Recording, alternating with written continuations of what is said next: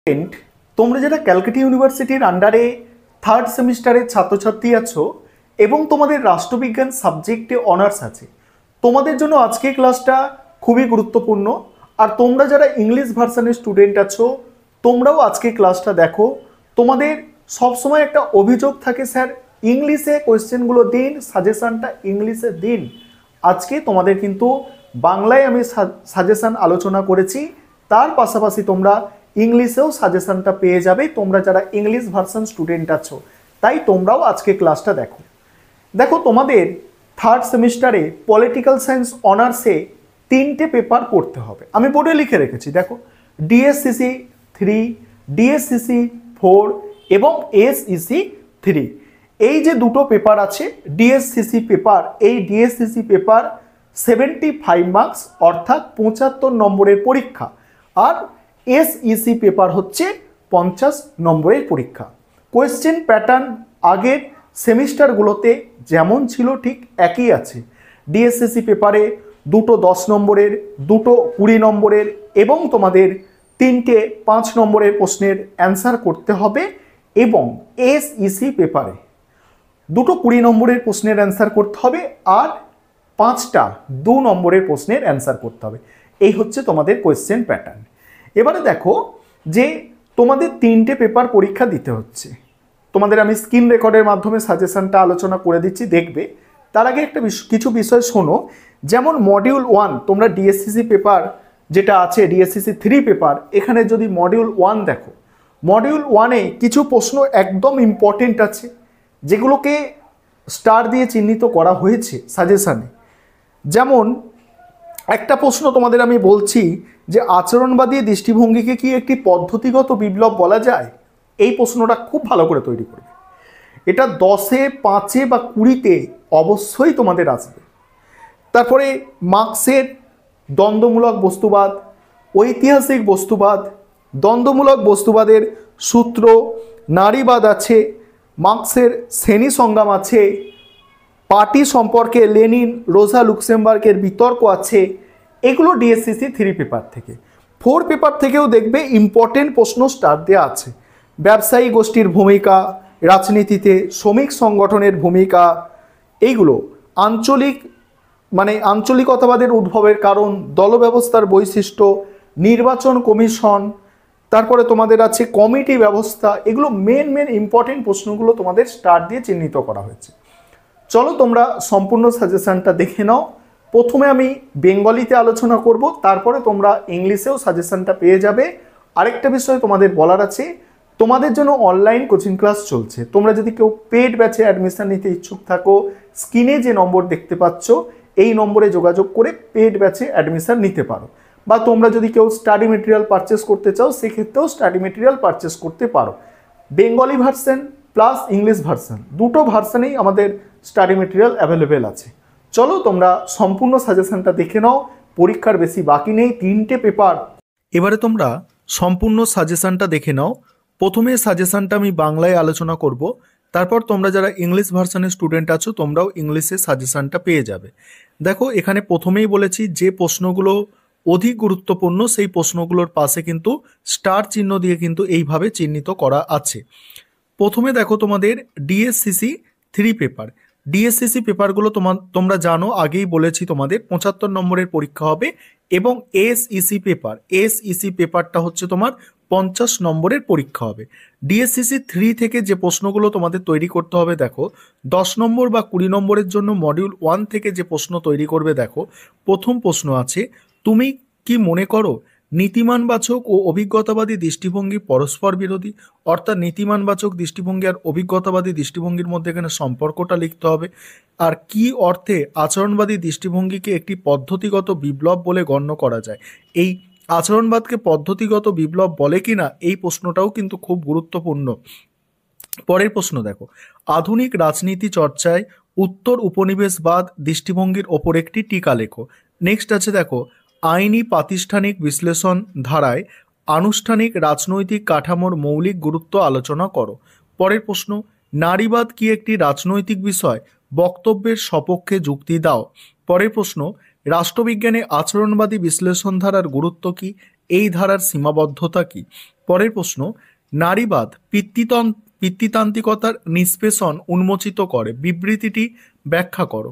Next, রাষ্ট্রবিজ্ঞান চর্চায় আচরণবাদী দৃষ্টিভঙ্গির বৈশিষ্ট্যগুলি পর্যালোচনা করো, কি অর্থে একে একটি পদ্ধতিগত বিপ্লব বলে গণ্য করা যায়।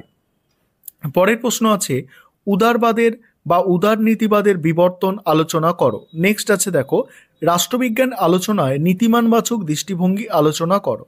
এবার মডিউল 2 থেকে যে প্রশ্নগুলো তোমাদের তৈরি করতে হবে দেখো, মডিউল 2 এ দেখো প্রথম প্রশ্ন আছে, মার্ক্সের শ্রেণী সংগ্রামের তত্ত্বটি আলোচনা করো।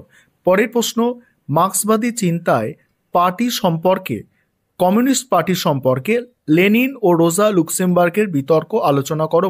মোস্ট ইম্পর্টেন্ট প্রশ্ন প্রথম দুটো। তারপরের প্রশ্ন দেখো, পরের প্রশ্ন, মার্ক্সীয় সমাজ ও সমাজ পরিবর্তনের ভিত্তিতে ঐতিহাসিক বস্তুবাদ বিবৃত করো, অর্থাৎ ঐতিহাসিক বস্তুবাদ তত্ত্ব আলোচনা করতে এখানে বলা হয়েছে। পরের প্রশ্ন, তুমি কি মনে করো গ্রামসির নাগরিক সমাজের তত্ত্বায়ন শাসক শ্রেণীর ক্ষমতা বিন্যাসের নতুন প্রেক্ষিত উন্মোচিত করে? উত্তরের সপক্ষে যুক্তি দাও। পরের প্রশ্ন আছে, মার্ক্সবাদী চিন্তায় রাষ্ট্রের আপেক্ষিক স্বতন্ত্রের ধারণাটি ব্যাখ্যা করো। নেক্সট প্রশ্ন দেখো, পুরো সমাজ ও অধিপত্যের ধারণা নির্মাণে গ্রামসির অবদান আলোচনা করো। নেক্সট, মার্ক্সের দ্বন্দ্বমূলক বস্তুবাদের মূল নীতিগুলি আলোচনা করো। এবারে তোমরা 5 নম্বরের প্রশ্নগুলো দেখে নাও। প্রথমে মডিউল 1-এর দেখো, মডিউল 1 থেকে 5 নম্বরের তোমাদের যেগুলো তৈরি করতে হবে। প্রথম প্রশ্ন হচ্ছে, সামাজিক কল্যাণবাদী দৃষ্টিভঙ্গিতে রাষ্ট্র কি ভূমিকা পালন করে? পরের প্রশ্ন, র্যাডিক্যাল নারীবাদ বলতে কি বোঝো? 3 নম্বর প্রশ্ন, আচরণবাদী তত্ত্বের সংশোধন প্রসঙ্গে ডেভিড ইস্টনের অবস্থান ব্যাখ্যা করো। পরের প্রশ্ন আছে, উদারনীতিবাদে ব্যক্তি স্বাধীনতাই শেষ কথা, বিবৃতিটি ব্যাখ্যা করো। নেক্সট প্রশ্ন, রাজনীতি পাঠে নীতিমানবাচক দৃষ্টিভঙ্গির সীমাবদ্ধতাগুলি আলোচনা করো। পরের প্রশ্ন আছে, উত্তর উপনিবেশবাদ ধারার মূল নির্ধারকগুলি ব্যাখ্যা করো। নেক্সট, আধুনিক রাষ্ট্রবিজ্ঞান চর্চায় কাঠামো কার্যগত দৃষ্টিভঙ্গির অবদান উল্লেখ করো। পরের প্রশ্ন দেখো, রাজনীতি সম্পর্কে নারীবাদী দৃষ্টিভঙ্গি ব্যাখ্যা করো। উদারনীতিবাদ বলতে কি বোঝো? রাষ্ট্রবিজ্ঞান আলোচনায় আচরণবাদী দৃষ্টিভঙ্গির সীমাবদ্ধতা। নেক্সট আছে, নীতিমানবাচক দৃষ্টিভঙ্গি ও আচরণবাদী দৃষ্টিভঙ্গির পার্থক্য। পরের প্রশ্ন আছে, নয়া আচরণবাদী দৃষ্টিভঙ্গির বৈশিষ্ট্য। তারপরের প্রশ্ন আছে, রাষ্ট্রবিজ্ঞান আলোচনায় সনাতন দৃষ্টিভঙ্গি ও আচরণবাদী দৃষ্টিভঙ্গির পার্থক্য। এখানে দেখো, এখানে একটা জিনিস তোমরা খেয়াল করো যে এখানে তোমার যেগুলো স্টার দেওয়া আছে সেগুলো কিন্তু বেশি গুরুত্বপূর্ণ। আর তারপর মডিউল 2 থেকে যেগুলো করতে হবে দেখো, মার্ক্সীয় চিন্তায় বস্তুজগৎ ও চেতনা সম্পর্ক বিশ্লেষণ করো। নেক্সট আছে, মার্ক্সীয় দৃষ্টিভঙ্গিতে রাষ্ট্রের আপেক্ষিক স্বাতন্ত্র্যতার ধারণাটি আলোচনা করো। পরের প্রশ্ন, বিপ্লব বিষয়ে লেনিন ও মাওয়ের চিন্তার মূল পার্থক্য আলোচনা করো। মার্ক্সের তত্ত্বে শ্রেণীর গুরুত্ব, উদ্বাস্তু মূল্য নীতিটি ব্যাখ্যা করো। এটা উদ্বাস্তু হবে না, উদ্বৃত্ত মূল্যনীতি, ঠিক আছে, সাপ্রাস ভ্যালু যেটা আছে উদ্বৃত্ত মূল্যের নীতি সেটা। মার্ক্সের ঐতিহাসিক বস্তুবাদ টিকা, সর্বহারার একনায়কত্ব বলতে কি বোঝো, আর সাম্রাজ্যবাদ সম্পর্কে লেনিনের তত্ত্ব। এবার এক্সট্রা কিছু 20 নম্বরের প্রশ্ন 4টে দেওয়া আছে, দেখতে পারো তোমরা এখানে দেখো 4টে প্রশ্ন এক্সট্রা দেওয়া আছে 20 নম্বরের, 10 বা 20 নম্বরের। এবার ডিএসসিসি 4 পেপার থেকে যে প্রশ্নগুলো তোমাদের তৈরি করতে হবে দেখো, প্রথমে 10 বা 20 নম্বরের প্রশ্ন হিসাবে যেগুলো করতে হবে দেখো ডিএসসিসি 4 পেপার থেকে। প্রথম প্রশ্ন, ভারতের রাজনীতিতে ব্যবসায়ী গোষ্ঠীর ভূমিকা আলোচনা করো। নেক্সট আছে, ভারতের রাজনীতিতে শ্রমিক সংগঠনের ভূমিকা বিশ্লেষণ করো। পরের প্রশ্ন, ভারতের যে কোনো একটি রাজনৈতিক দলের মতাদর্শ ও কর্মসূচি আলোচনা করো। নেক্সট, পরের প্রশ্ন আছে, 1990 থেকে ভারতের দলব্যবস্থার প্রকৃতি ও পরিবর্তনশীলতা সম্পর্কে আলোচনা করো। নেক্সট, সমকালীন ভারতীয় রাজনীতিতে কৃষক সংগঠনগুলির ভূমিকা আলোচনা করো। তারপরের প্রশ্ন, ভারতের দলব্যবস্থার বৈশিষ্ট্যগুলি আলোচনা করো। পরের প্রশ্ন, ভারতের রাজনীতিতে আঞ্চলিক রাজনৈতিক দলের উদ্ভবের কারণগুলি বিশ্লেষণ করো। নেক্সট আছে ভারতের রাজনৈতিক দল ব্যবস্থার পরিবর্তনশীল প্রকৃতি ও প্রবণতা বিশ্লেষণ করো।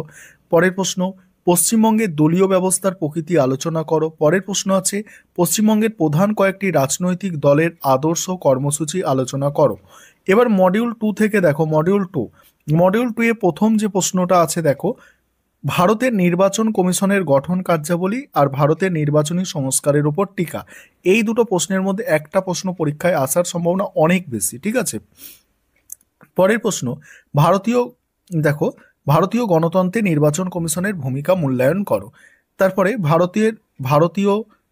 যুক্তরাষ্ট্রীয় ব্যবস্থায় আন্তঃসরকারি ফোরামের গঠন কার্যাবলী ভূমিকা বিশ্লেষণ করো। পরের প্রশ্ন অন্তঃরাজ্য পরিষদ এবং আঞ্চলিক পরিষদের মধ্যে তুলনামূলক আলোচনা করো, তাদের গঠন কার্যাবলী ও ভূমিকার উপর আলোকপাত করো। অর্থ কমিশনের গুরুত্ব, গঠন প্রক্রিয়া, যুক্তরাষ্ট্রীয় ব্যবস্থায় এর ভূমিকা বিশদে ব্যাখ্যা করো। পরের প্রশ্ন আছে গণতন্ত্রে সিভিল সার্ভিসের ভূমিকা ও বিবর্তন সম্পর্কে আলোচনা করো। নেক্সট আছে সিভিল সার্ভিস জেনারেল এবং স্পেশালিস্টদের বিতর্ক ও নিরপেক্ষতার সমস্যাগুলি বিশ্লেষণ করো। নিরপেক্ষতা বজায় রাখতে সিভিল সার্ভিসের কি কি পরিবর্তন আনা উচিত। পরের প্রশ্ন আছে অন্তরাজ্য পরিষদ কি, ইহার গঠন ও কার্যাবলী। এবারে 5 নম্বরের জন্য যে প্রশ্নগুলো তোমাদের তৈরি করতে হবে, দেখো 5 নম্বরের মডিউল 1 থেকে দেখো, প্রথমে মডিউল 1 এর দেখো প্রথম প্রশ্ন যেটা আছে ভারতের রাজনীতির প্রকৃতি আলোচনা করো। পরের প্রশ্ন আছে ভারতের দল ব্যবস্থার বৈশিষ্ট্য আলোচনা করো। নেক্সট আছে ভারতে আঞ্চলিকতাবাদের উৎসগুলি লেখো। নেক্সট ভারতের যে কোনো একটি জাতীয় রাজনৈতিক দলের মতাদর্শ আলোচনা করো।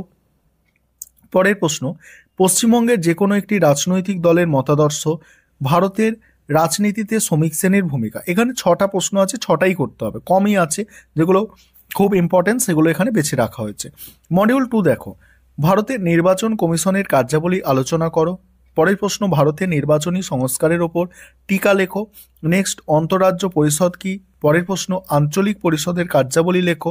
পরের প্রশ্ন অর্থ কমিশনের গঠন কার্যাবলী। আর পরের প্রশ্ন হচ্ছে সিভিল সার্ভিসের নিরপেক্ষতা নিয়ে সমস্যা লেখো। এবারে এসএসসি 3 পেপার দেখো, সেমিস্টার 3 এসএসসি 3 পেপার দেখো, 20 নম্বরের প্রশ্ন তোমাদের জানো, 20 নম্বরের প্রশ্ন এখান থেকে থাকবে। 20 নম্বরের 2টো প্রশ্নের অ্যান্সার করতে হবে এবং 2 নম্বরের 5টা প্রশ্নের অ্যান্সার করতে হবে। 20 নম্বরের জন্য যে প্রশ্নগুলো তৈরি করবে দেখো, প্রথমে দেখো মডিউল 1 থেকে দেখে নাও রাজ্য বিধানসভার স্পিকারের ক্ষমতা ও কার্যাবলী। পরের প্রশ্ন আছে জেলা পরিষদের গঠন কার্যাবলী, জেলা পরিষদের সভাপতির কার্যাবলী। পরের প্রশ্ন দেখো কলকাতা কর্পোরেশনের মেয়র পদের গুরুত্ব, ভারতের সংসদে বিশেষ অধিকার, সংসদের মানে যারা পার্লামেন্টের সদস্য তাদের বিশেষ অধিকার এবং অব্যাহতি আলোচনা করো। নেক্সট আছে পঞ্চায়েত সমিতির গঠন ও কার্যাবলী আলোচনা করো। নেক্সট রাজ্য আইনসভার ক্ষমতা ও কার্যাবলী, পশ্চিমবঙ্গের পৌরসভার ক্ষমতা ও কার্যাবলী, লোকসভার সদস্যদের ক্ষমতা কার্যাবলী, ভারতের কেন্দ্রীয় আইনসভার ক্ষমতা ও কার্যাবলী। এবার মডিউল 2 দেখো, মডিউল 2 এ প্রথম প্রশ্ন ভারতের সংসদে কমিটি ব্যবস্থা সম্পর্কে আলোচনা করো। পরের প্রশ্ন একটি বিলের পর্যালোচনায় স্থায়ী কমিটির ভূমিকা। তারপরে দেখো ভারতে নিয়ন্ত্রক ও মহাগণনা পরীক্ষকের কার্যাবলী। পরের প্রশ্ন কেন্দ্রীয় জনপ্রতিনিধিদের ক্ষমতা ও কার্যাবলী। নেক্সট আছে আনুমানিক ব্যয় হিসাব কমিটির গঠন ও কার্যাবলী। অর্থ বিল পাসের পদ্ধতি আলোচনা করো। একটি বিল কিভাবে আইনে পরিণত হয়। পরের প্রশ্ন আছে সরকারি হিসাব কমিটির গঠন ও কার্যাবলী, বিধানসভার সদস্যদের ক্ষমতা কার্যাবলী, বিল ও আইনের মধ্যে পার্থক্য। এবার এক্সট্রা কিছু প্রশ্ন দেয়া আছে যেমন 0 আওয়ার, মুলতবি প্রস্তাব, ওয়ার্ড কমিটি, বড় কমিটি, সংবিধানের ধারা 249, 356 এগুলো সম্পর্কে একটু তোমাদের নলেজ রাখতে হবে। এবারে তোমরা যারা ইংলিশ ভার্সনের স্টুডেন্ট আছো তোমরা সাজেশনটা দেখে নাও। এবার তোমরা যারা ইংলিশ ভার্সনের স্টুডেন্ট আছো তোমরা সাজেশনটা দেখো। প্রথমে দেখো ডিএসসিসি 3 পেপার থেকে যে প্রশ্নগুলো তোমাদের তৈরি করতে হবে দেখে নাও। আরেকটা বিষয় বলি, তোমরা যারা ইংলিশ ভার্সনের স্টুডেন্ট আছো তোমাদের জন্য আমাদের স্টাডি মেটেরিয়াল তৈরি করা হয়েছে, তোমরা চাইলে স্টাডি মেটেরিয়াল পারচেস করতে পারো বা আমাদের অনলাইন কোচিং ক্লাসে অ্যাডমিশন নিতে পারো। দেখো এবার 5 নম্বরের জন্য যে প্রশ্নগুলো তৈরি করতে হবে দেখে নাও। আমি খুব ধীরে ধীরে স্ক্রল করে যাচ্ছি, তোমরা তোমাদের সুবিধা মতো স্ক্রিনশট করে নিতে পারো বা তোমরা দেখে নিতে পারো প্রশ্নগুলো। দেখো তোমরা দেখে নাও। এবার দেখো এখানে আছে তোমাদের 5 নম্বরের প্রশ্ন, যেটা সেটা দেখাচ্ছিলাম। 5 নম্বরের প্রশ্নগুলো দেখে নাও। এগুলো 5 নম্বরের এক্সট্রা প্রশ্ন কিছু আছে। এবার তোমাদের DSCC 4 যে পেপারটা আছে সেখানে দেখো 10-20 নম্বরের জন্য যে প্রশ্নগুলো তৈরি করতে হবে দেখে নাও। দেখো 10-20 নম্বরের জন্য যে প্রশ্নগুলো তৈরি করবে, আর যেগুলো স্টার দেওয়া আছে সেই স্টার দেওয়া প্রশ্নগুলো অধিক গুরুত্বপূর্ণ। দেখো মডিউল 2, দেখো মডিউল 2 এ দেখে নাও। তারপরে দেখো বাকি প্রশ্নগুলো দেখো। এবার 5 নম্বরের প্রশ্ন আছে, দেখো 5 নম্বরের প্রশ্ন মডিউল 1, দেখো 5 নম্বরের প্রশ্ন মডিউল 1, মডিউল 2 দেখে নাও। এবারে এসিসি পেপার দেখো, এসিসি পেপারের প্রশ্নগুলো দেখে নাও। এসিসি পেপারের মডিউল 1 এর প্রশ্ন আছে প্রথমে এসিসি পেপারে। তারপরে দেখো মডিউল 2 এর প্রশ্নগুলো দেখে নাও। এই ছিল তোমাদের সাজেশন।